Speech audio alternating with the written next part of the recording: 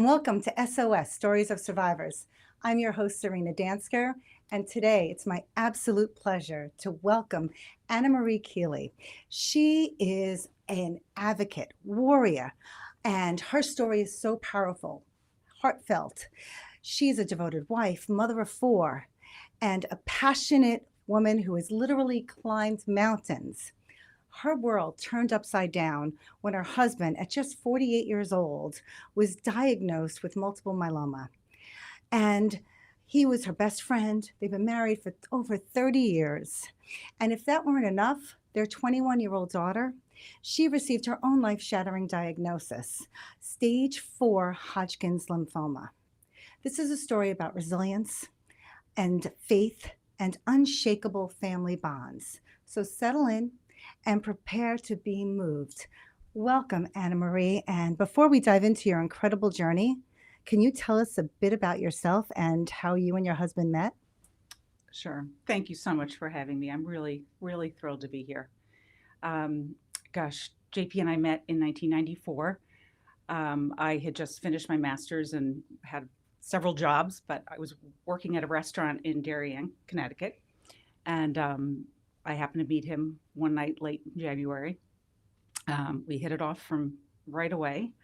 I remember going home that evening and telling my two roommates, I was living with two other teachers, and I said, I met the greatest guy tonight. Didn't think anything would come of it. And 5 months later, we were engaged and married the same year in November. Wow. So, yeah, it was a whirlwind. And we just celebrated 30 years this past November. So, That's amazing. Oh my God, 30 years. Oh, that's so incredible. So talk to me, take me back to, I'm sure, you're living your life. You guys had dreams, aspirations, did you have children right away? How was your life back then? Yes. So I was teaching in Darien, right after we were married. And we always said we wanted a big family. I was one of four. And we always said we wanted 4 kids. So within 5 years, we had 4 children. Wow. So they were all, one after the other, 3 boys and a girl. And, life was crazy busy, obviously, with little ones. My husband had just started a business when I was pregnant with my first. So, it was hectic. Wow. I can only imagine. I mean, I have 3 children of my own, but 4 and 5 years is pretty crazy. So can you take me back to, he's got a business, you're working, you're raising children. What was it like the moment your husband was first diagnosed with multiple myeloma, and what was going through your mind? So at the time, he was 48, I was 43. He had some back pain that we really didn't think much of, whose back doesn't hurt, when you're in your 40s. Went to an orthopedist. They gave him the usual physical therapy, anti-inflammatories, but it didn't improve. So 2 weeks later, he went back. They did an MRI and some blood work. And the orthopedist called him and said, I'd like you to come back in. Well, I didn't go with him because I just thought it was a back issue. But he called me on his way home. I was standing in our driveway in in Wilton, where we raised our family. And he said, I have either a plasmacytoma or multiple myeloma. And at that moment, I didn't know what either of those were, but I knew an oma was a tumor, and I knew that it wasn't good. So, it's like a 9/11 moment. You just remember that specific April 21st, 2014, standing in my driveway. And all I could think of was we have 4 teenagers. They were 13 to 18. They're swimming on a national level, 2 of them. My oldest had just gotten into college. It was just, my head was spinning, thinking, what do I do? You're just sort of thrown this, potential diagnosis. And I just was really in shock. So he, I remember that next day, he had a moment. I remember him sitting at our kitchen table and he fell apart. Oh, and, we both did. And, I made the mistake of Googling, multiple myeloma. And, I've since learned that a lot of that information is antiquated. It's not current, depending on where you look. So the average lifespan was measured in months, which obviously was extremely concerning.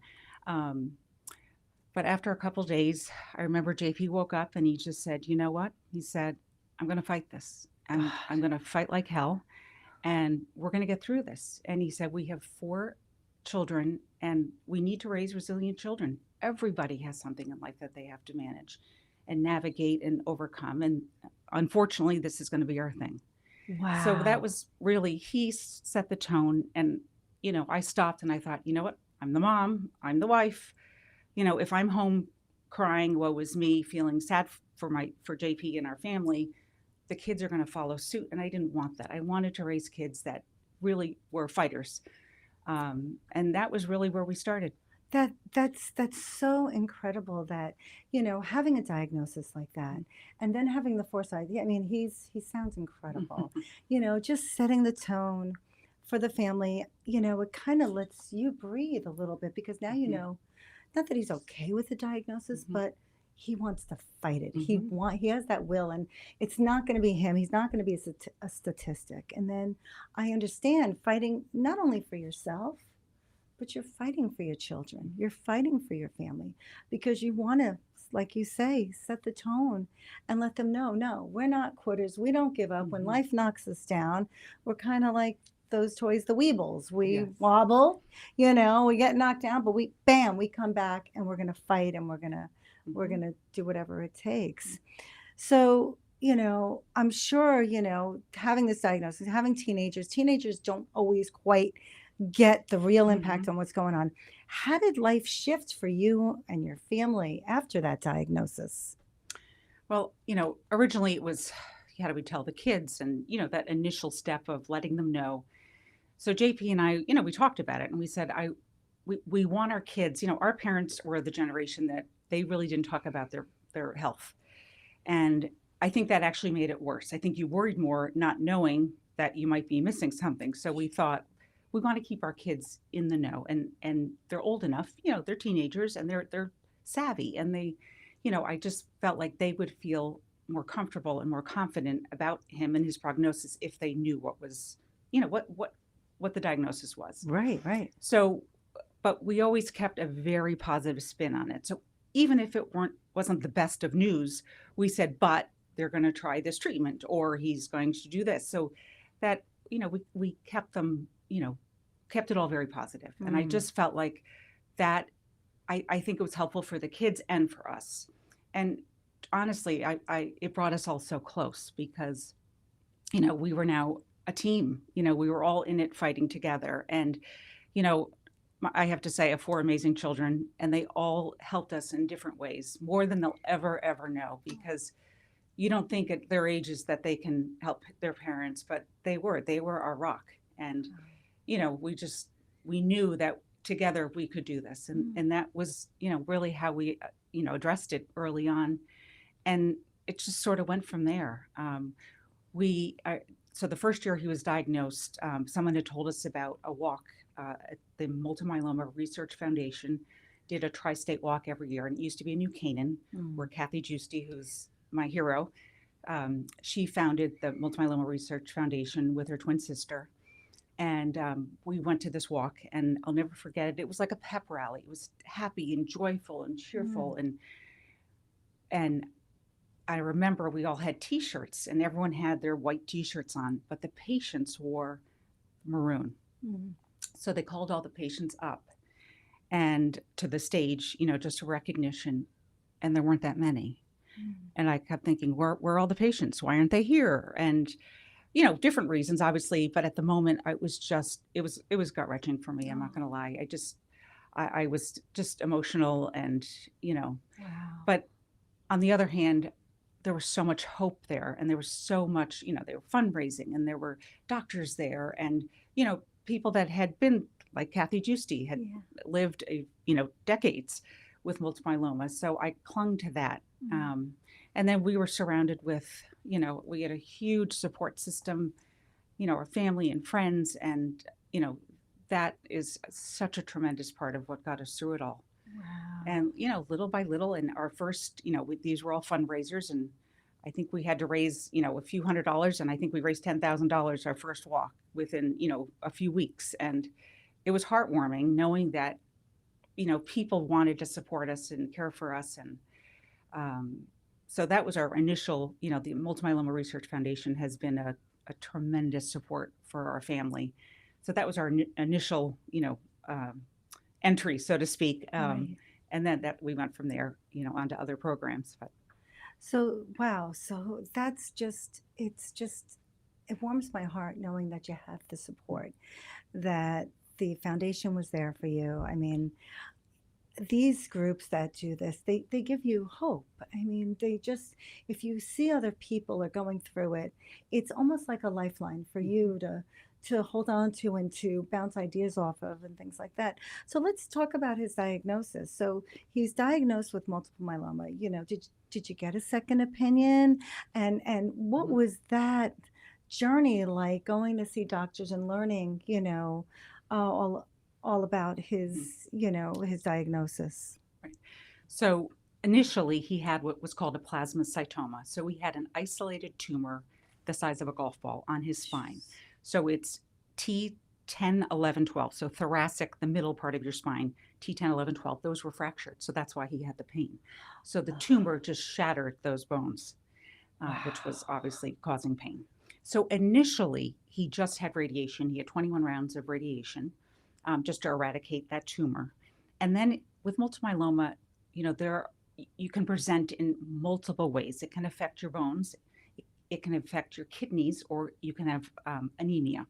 So, and if you talk to 10 different patients, all 10 of them could be very different in their presentation. Wow. A lot of people, unfortunately, don't get diagnosed early because someone like my husband, who had back pain, an orthopedist may not necessarily think ahead to think, well, could this be something, like multiple myeloma? Right. So I think a lot of people, people will break a rib and then they'll go on to break a hip. And it's not until they start putting the puzzle together that they recognize that there's a bigger issue here. It's not just so it's a multiple myeloma is a blood cancer that attacks the plasma cells. And so a lot of people have what are called bony lesions. So their bones are like Swiss cheese. So they can cough and crack a rib, Oh, lift something that shouldn't, and, break a hip or twist. So depending on where you are, as far as in your treatment. So JP, it was a watch and wait game for a while. So from 2014 to about 2016, we just waited. He took a bisphosphonate, which is a bone strengthening medication, and they took blood work every single month. He has what's called kappa light chain multiple myeloma. So the kappa light chain was really the concerning number for him. And we watched that number go up every single month. And one of his wonderful doctors, Dr. Michael Barr, you had to decide when to pull the trigger. And, when you're dealing with, my husband was the patient, but he lived with me. And we live with it together. And you get to a point where it's sort of your comfort zone. At what point, knowing there's cancer growing in your body, how long can you wait until you're like, all right, we need to take action and have treatment? right. So in 2016, that's what we did. And it was basically, he started treatment before he went through a stem cell transplant, which was, recommended because his doctor said, you're never going to be younger, healthier, stronger. It's time, to do this. Wow. So stem cell transplant. So where do they take the stem cells from? A different part of their body? Is it a donator? How does that happen? So he did, it's called an autologous transplant. So it's his own stem cells. So they harvest them. They basically look like he had, large IVs in his arm, Okay. like I joked, a turkey baster is the way I used to joke. And they ended up getting 21 million stem cells from him. Wow. So, so they harvested them after, it was about 4 or 5 months into his treatment. And then in May of 2017, he went to Mount Sinai Hospital for a stem cell transplant. So, there's a whole bunch of things you have to do to prepare to get the stem cells ready. So they're, and then they give them some drugs to suppress, to really, bring the immune system down so that, he can have the best chance of full remission. That is like fascinating to me how they do all of that. Mhm. I mean, I went through in vitro fertilization back Yes, in the yeah, day, yeah, so I know a little bit yeah, about the that stuff, but no. yeah, yeah, yeah. That's incredible.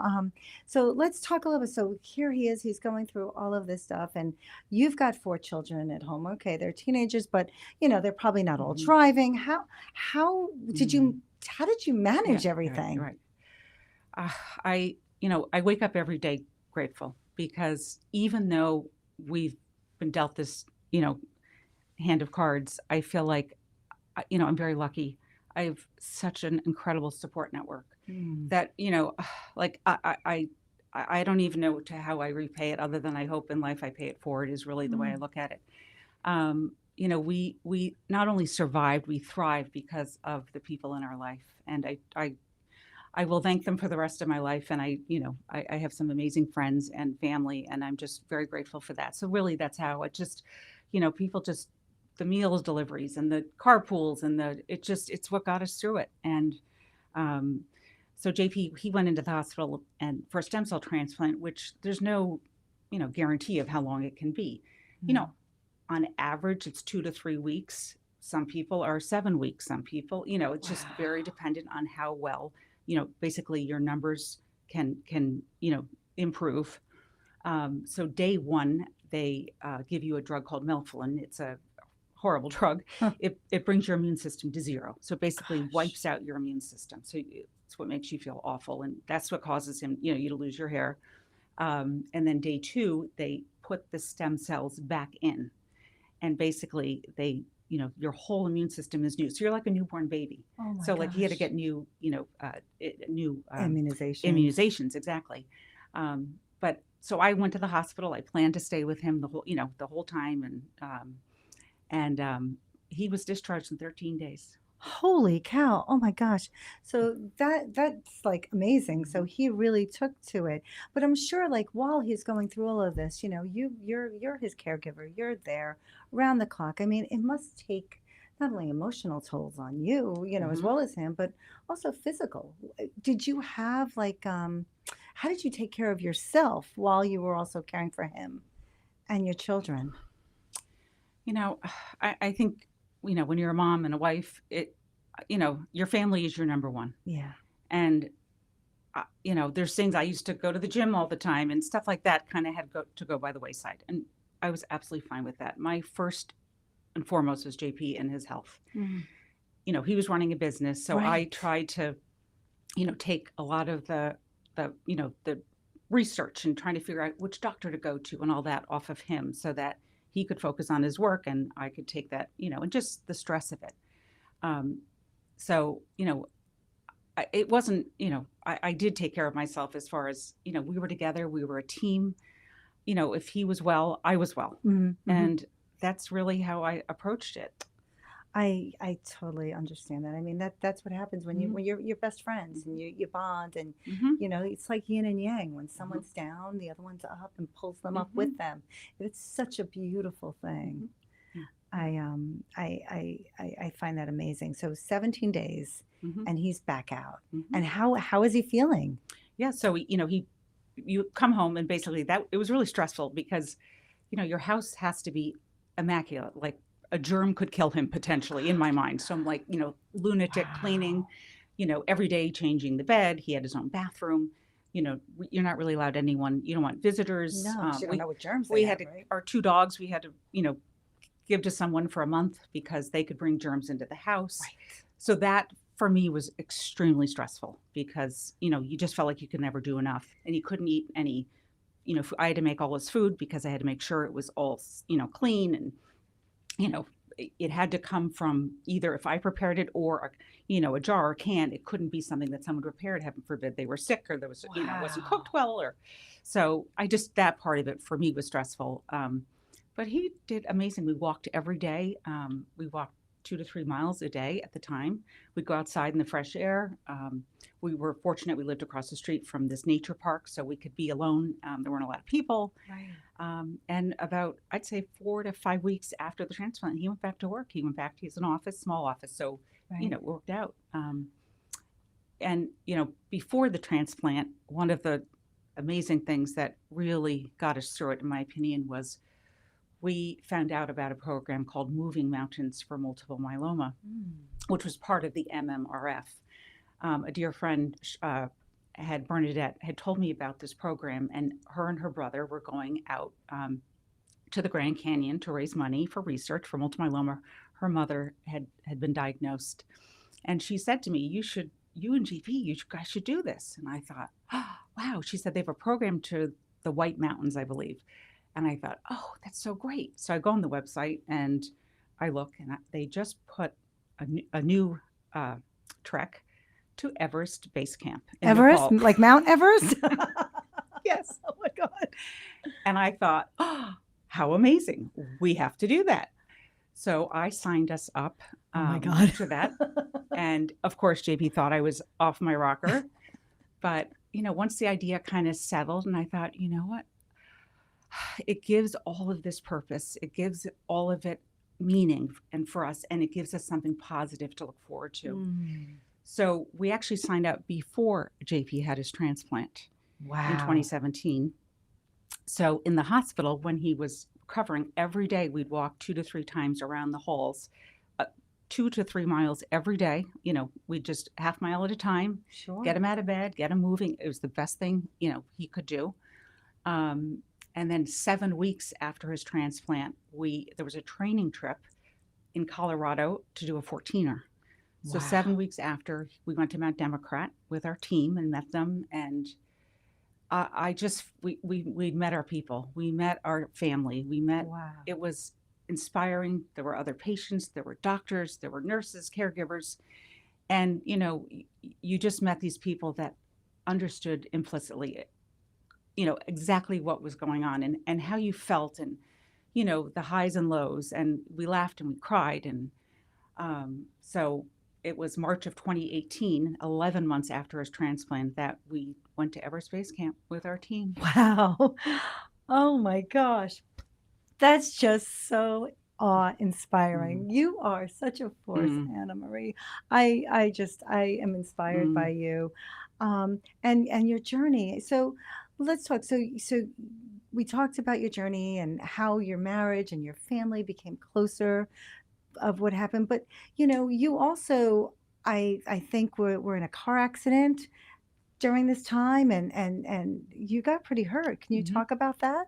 Sure. So, we were in a car accident, and I hurt my back. I didn't realize how badly I'd hurt my back at the time. I just thought it'll get better, it'll go away. And I last April had my 6th back surgery, so I've had all sorts of fusions, and it's been a journey with my back. But again, luckily this last one was a huge success, so I feel wonderful. But we, like JP had his diagnosis, we did it together. Right. I remember this one of my surgeries. I was just coming out of surgery, and he had to go to the oncologist. He had to see his doctor, and of course I'm all drugged up with afterwards, and I'm crying and don't leave me. The poor guy must have felt so guilty. And the nurses, jokingly said to him, "Oh, she won't remember things. Just go. She'll be fine." But we were just back and forth. He'd be in the hospital after my surgeries, and it's just what we did. And but we were a team. We are a team.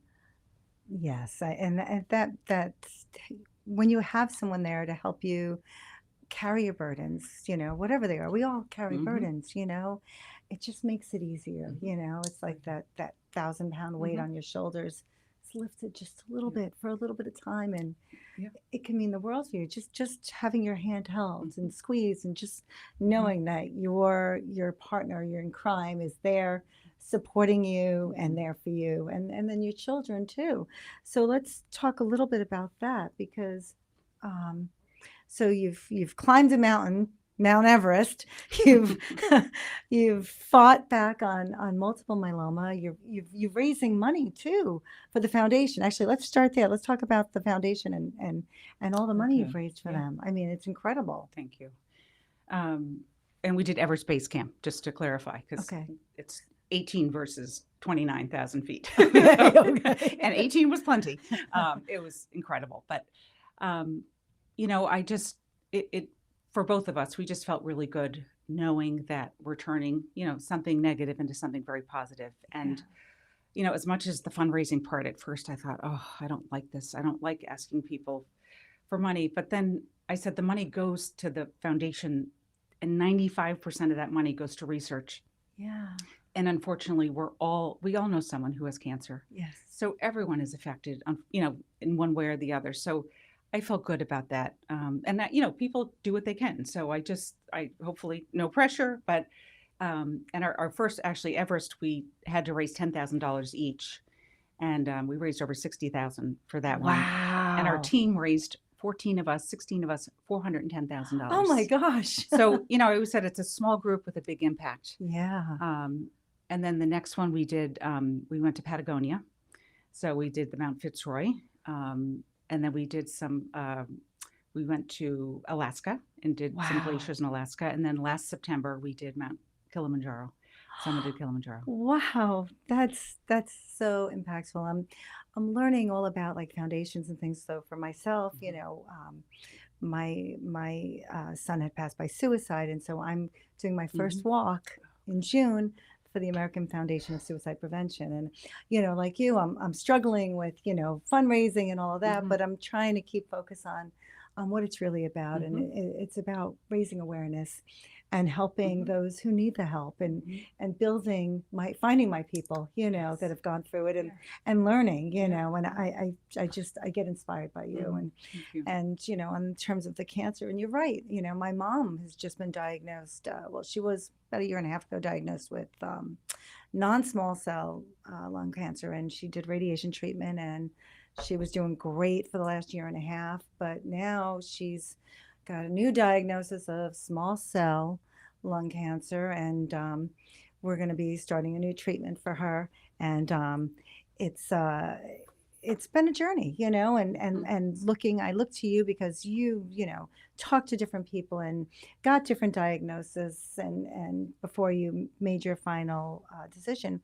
But now you've gone through your journey, and you think you're out of the woods with JP, only to hear from your 21-year-old daughter. Can you talk about that? Yes.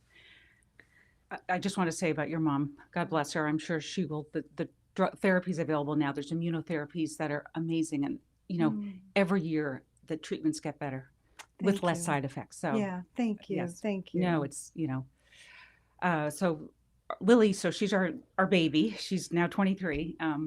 But she was at Syracuse University and, taking classes. She's a public health major, and she had some chest pain, is the way she would describe it. She just said her chest hurt.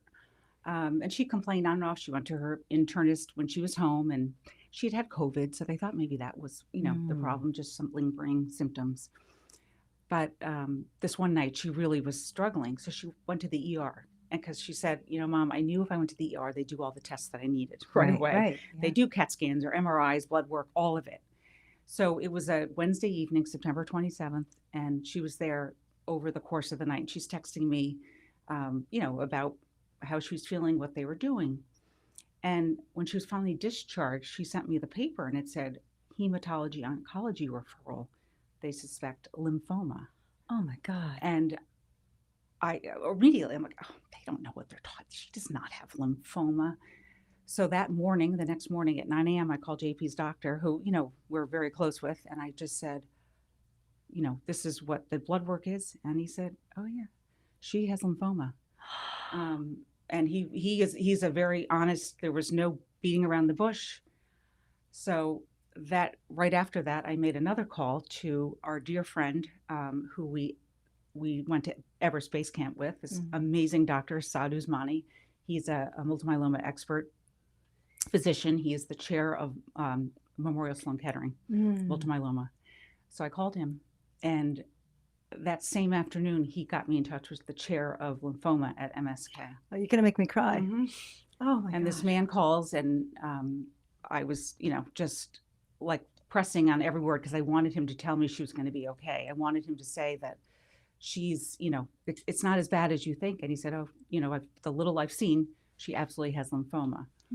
The concern, obviously, there were many, but my biggest concern at that moment was, and I had learned this very quickly, there are 80 types of lymphomas, and they're Of not all course there good. are. Oh, God. Some are, they say, are, when you say that they're treatable, they're curable, but I didn't know that. And I think that's what I couldn't wrap my brain around. And, I kept thinking, how could this happen? And Yeah. they do not believe there's any correlation between JP's multiple myeloma and her lymphoma. Wow. Mm. It looks like someone's written in a comment here. Oh. It said, how do you find the courage to deal with such situations and not let it affect you emotionally and mentally? That's, yeah, crazy. From early on, I really try to take it one day at a time.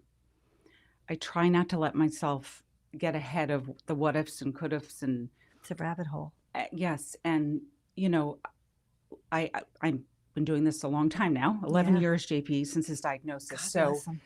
Oh, I've learned a lot. And what I've learned is that he has amazing doctors. There's so many amazing doctors out there.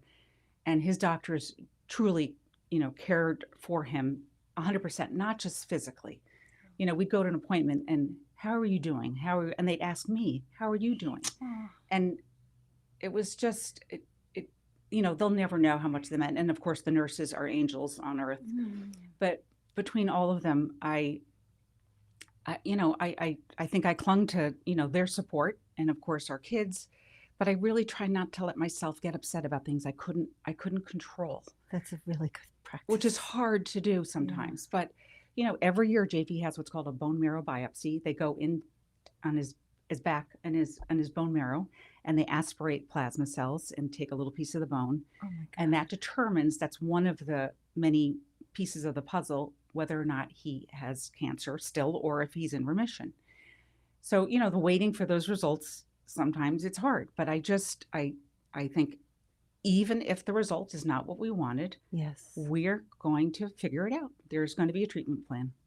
And so now back to your daughter. Okay, so you're finding out that there's so many different forms of lymphoma, and now you're just like brought back, I assume, to the early days with JP. It just overwhelmed with all this information. So take me through what you did.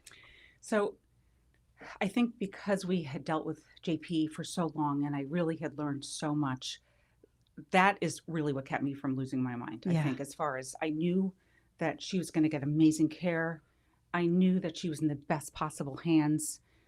She has 3 wonderful brothers who just lifted her up, and, they were her biggest cheerleaders. And, it's just heartbreaking to see your child. I mean, listen, I adore my husband, but to see your 21-year-old child knowing what they have to endure. And so when she went for the biopsy, they determined, and the PET scan, she was stage 4. And what that means in blood cancer is it's above and below the diaphragm. So it was in her lymph nodes, in her neck, all through her, her lungs.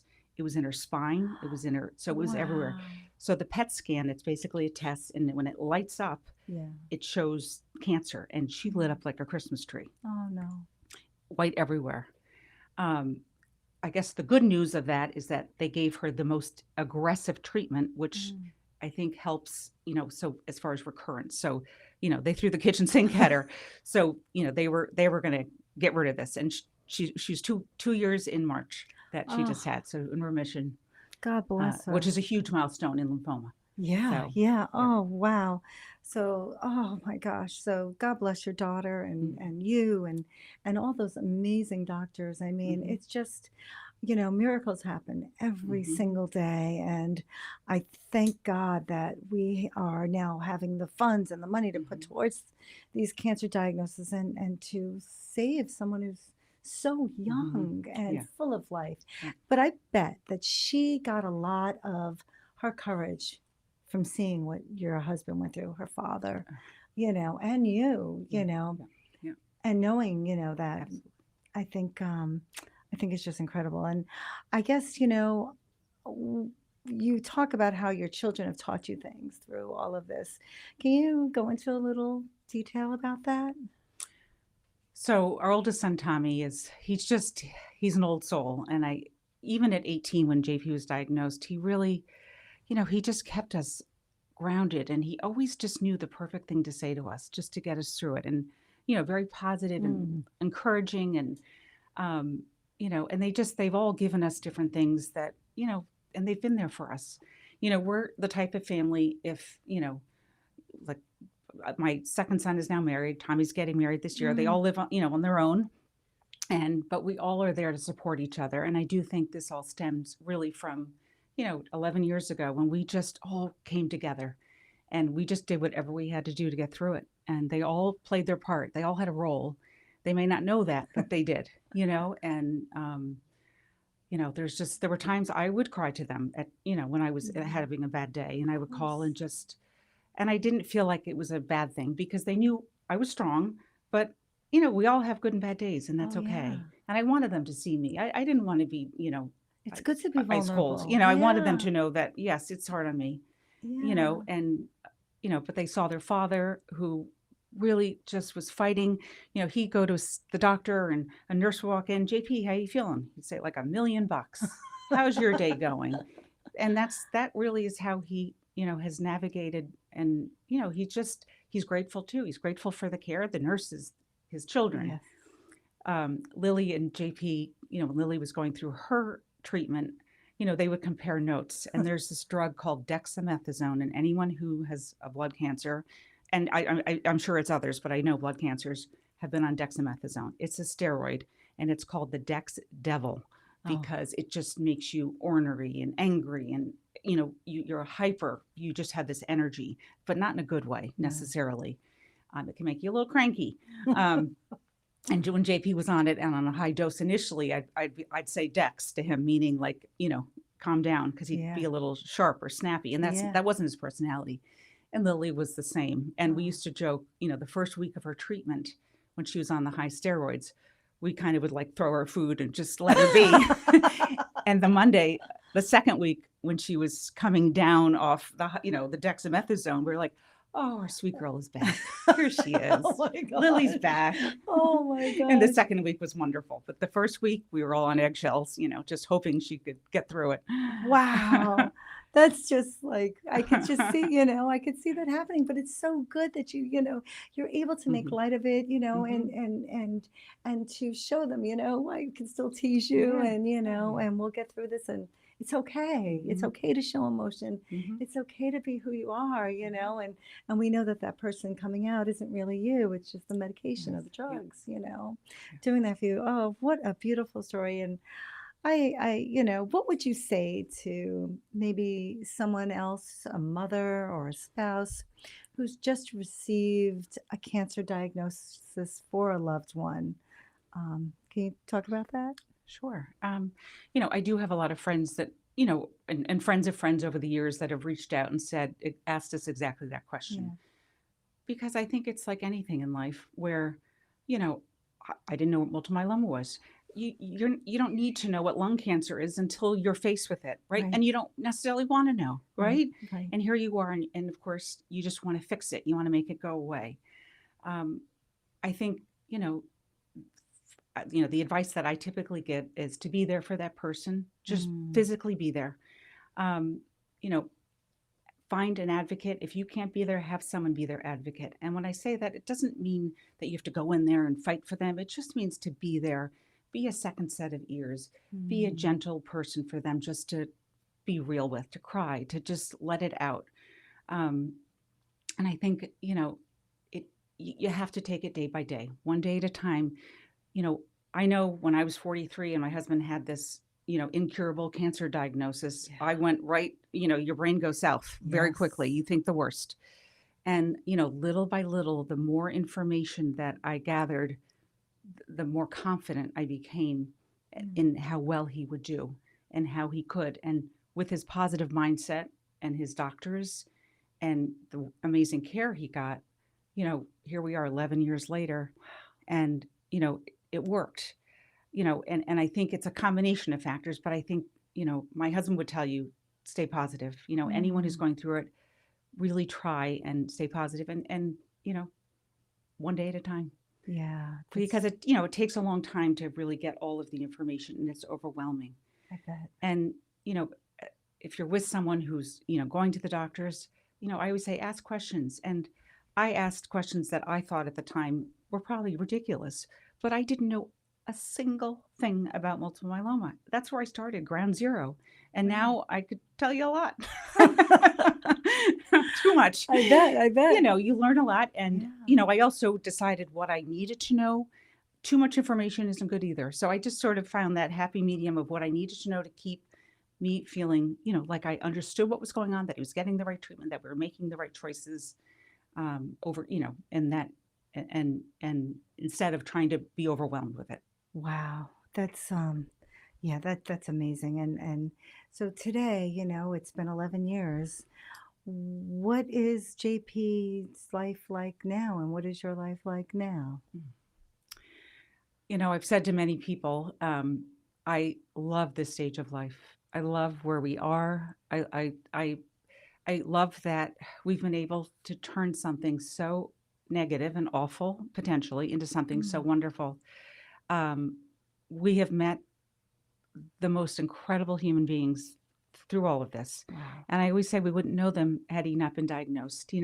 When you hike mountains with people, first of all, a lot of them it's been some of the same people, same wonderful patients and doctors. And, you go out to dinner with friends for 2 or 3 hours. We get to spend 8, 10, 12 days with these people Oh my all day gosh. long. So you really connect, you really bond, and, you laugh and you cry and you just share your life with them. Yeah. We know each other inside and out. Our children, we celebrate graduations now and, all the milestones. And, we're so happy for each other. And I think, that those kind of, life, moments are what have gotten us to here. And I think life right now is so great because JP, first of all, in July, he will have another bone marrow biopsy. Actually, this will be his 12th Oh bone my marrow gosh. biopsy. God bless him. And if he is what's called MRD negative, minimal residual disease negative, that means there would be no cancer cells. So the last 4 years, they've taken anywhere from 3 to 4.5 million cells, and not one of them have had cancer. So if this July he has another, MRD negative, it would be 5 years. He can come off all treatment. Wow. And his doctor, now in multiple myeloma, there is not a cure, but his doctor says he'll be part of the cure club. Now, they will still monitor him every month and blood work because multiple myeloma can come back very quickly. Yeah. But 5 years of MRD negativity is a huge milestone. And this is all, new, and the research is continuing to evolve. There's new drugs FDA approved. So even if he had to go back on something, the drugs out there are incredible. So he's in a great place. And our daughter just had her 2 year, which is a big milestone. 5 years, if she's 5 years in remission, that's considered cured with Hodgkin's lymphoma, Wow. which is incredible. So, I try to focus on all of that.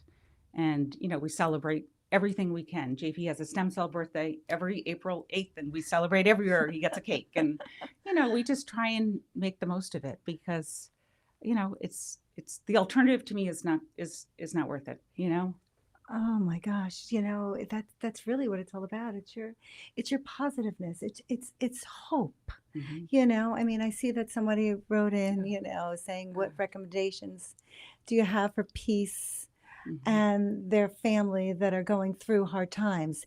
How can people turn things around? And I think you've answered Mhm. that, in what you've just talked about, Mhm. celebrating the little things, celebrating the milestones. So early on, when JP, you spent a lot of time at the doctor's office. So when he was in the thick of treatment, he would spend 5 hours every Wednesday getting IVs, and then 3 to 4 hours every Thursday. So his particular drug that he was on had to be given over the course of 2 days. Mm. Um, so and then you're at the hospital every month for blood work, the doctors. Mhm. So you really get to know these people. When we would go into Manhattan, he was at Mount Sinai, and but I always said we always paired something good with the bad. Mm. So we'd go into the city, even after his treatment, we'd walk around Central Park, we'd go have a quick lunch. We just always did something that made it, worthwhile. I remember this one time we were walking up, it was the spring, and we were walking up Park Avenue, and the flowers were spectacular. And I just said to JP, I'm like, you know what? with your business, spring, that's this crazy season. I said, we would never have the opportunity to do this. And I Yeah. remember that moment. I thought, we get to be in New York City on Park Avenue enjoying this gorgeous day together. Wow. So I think that's sort of how we've navigated it. Instead of always doom and gloom, we really are focused on, the good and, trying to make it, positive, keeping it positive. And the same with Lily. We had a ball together, to be honest, in the city, and just, after doctor's appointments, we just tried to, keep it light. Wow. It's just you're an inspiration. I mean, Thank your you. strength Thank you. is just Thank you. unbelievable. And I know that, you do a lot of advocacy work. And what kind of change do you hope can be brought to the cancer community from the advocacy work that you do? When I was 43 and JP found out about his diagnosis, I didn't know where to turn. So, I've since obviously gotten involved with the MMRF.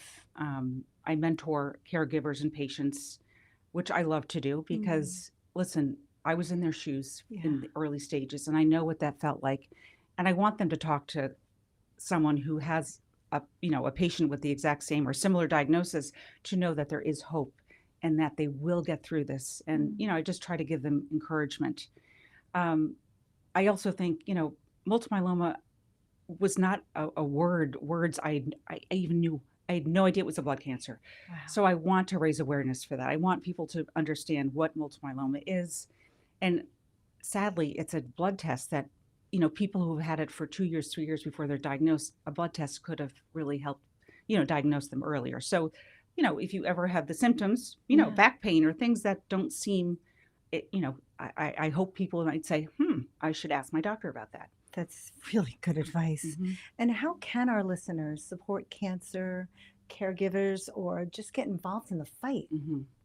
I mean, there's so many organizations, obviously, and you can pick one that is either close to home as far as, someone but, I also think just if you wanted to support a person, and that can be as simple as, sending a card to someone, I doing little things. I think it's the little things sometimes that are the most meaningful. And, JP and I started mountain climbing because obviously, like I said, we wanted to do something to give back and to give his diagnosis a purpose. And, there are people that can write a check, and that's their part. We climb mountains. There are other people that, will just sit with their friend at an infusion, appointment. So there's so many different ways that you can help support someone or, advocate. Right. And there's different roles that you can play. And, we can't all do all of it. So, some of us have money that can generously donate. Other people can, do a walk to raise money. So, but all of it together is what makes it happen. And, I think that's kind of what we've learned. Right. So we all do our part. That's so true. That's so true. Well, after all these years, what's one small moment, maybe even a funny one, that reminds you your family was still full of love and life, even in the darkest of times? It's funny. I actually asked JP this question this morning to see and he reminded me of a very funny story. Humor has been a big part of our journey. You have to keep it light and funny and, just like, we laugh because, crying is the alternative and we'd rather laugh. When he had his transplant, of course, I thought I was going to be there for weeks on end. And I'm embarrassed to say how much luggage I brought to the hospital because I had to, I slept there, I stayed there. Right. Well, along with all of my bags, and I brought food for him that I knew he could eat, I brought 10-pound dumbbells because I thought, well, if I can't exercise, I can lift some weights while I'm killing time for weeks on end. Well, this particular day, I wasn't in the room, and JP was by himself, and the doctor and, this entourage, it's like 10 people that come in because they're, all the attendings, and anyway, comes in, and this doctor was horrified because JP was lifting those 10-pound barbells, doing weights, doing arm curls. No. And the doctor said, "What on earth are you doing?" And he, looked at her And she said, "Your body is fighting World War III. Get back in that bed right now." And we died laughing because I thought, of course, that's JP, and that should give you a little, tell you a little bit about him. There was no way anything was stopping him. He wanted to keep his muscles. Oh, that's so funny. I Mhm. could see that, though. That's so amazing. Oh my gosh. Oh, this has just been such a great, great interview. And every interview that I do close it with one of my son used to write poetry, and that was his way of just expressing himself during his adolescent years. And the poem I chose for this particular episode is one he wrote called Kindness, because you're just full of such love and kindness. So it goes like this. Things I associate with the word kindness are also things that make people's lives enlightened. When I commit an act of kindness, I can't stop but feel excitement. The way someone's smile will widen and their face will glow like lightning makes these acts of appreciation really worth trying. It's almost like looking over the horizon, and it creates a sensation of people being united. And it's so true. I mean, just one kind word, just telling someone how nice they look that day, or if you're thinking it, just say something nice. It makes such a huge difference, because you don't know what people are going through. And Annamarie, I have to tell you, to thank you from the bottom of my heart for sharing your story, a story not just of survival, but of deep love, and just your unwavering strength and the power of purpose that you portray is so uplifting. It makes me want to just cry.